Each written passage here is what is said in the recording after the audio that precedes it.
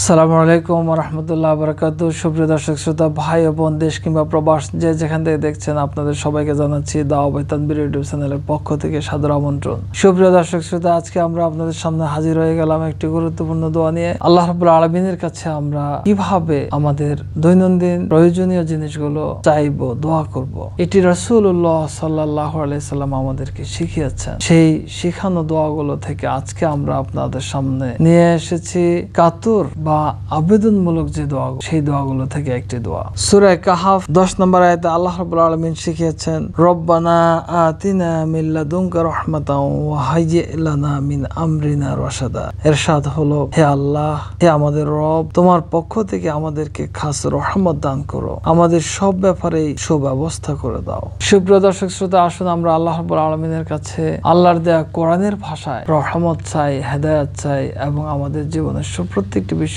যাতে আল্লাহ তাআলা সুব্যবস্থা করে দেন, সেই জন্য আল্লাহর কাছে আমরা দোয়া করি। আল্লাহ আমাদের দোয়া কবুল ও মঞ্জুর করে নিক। সবাইকে ধন্যবাদ জানিয়ে, যারা এখনো আমাদের চ্যানেলটি সাবস্ক্রাইব করেননি তাদেরকে চ্যানেলটি সাবস্ক্রাইব করে বেল আইকন বাজিয়ে আমাদের সাথে থাকার জন্য অনুরোধ জানিয়ে আজকের জন্য বিদায় নিচ্ছি। আসসালামু আলাইকুম ওয়া রাহমাতুল্লাহি ওয়া বারাকাতুহু।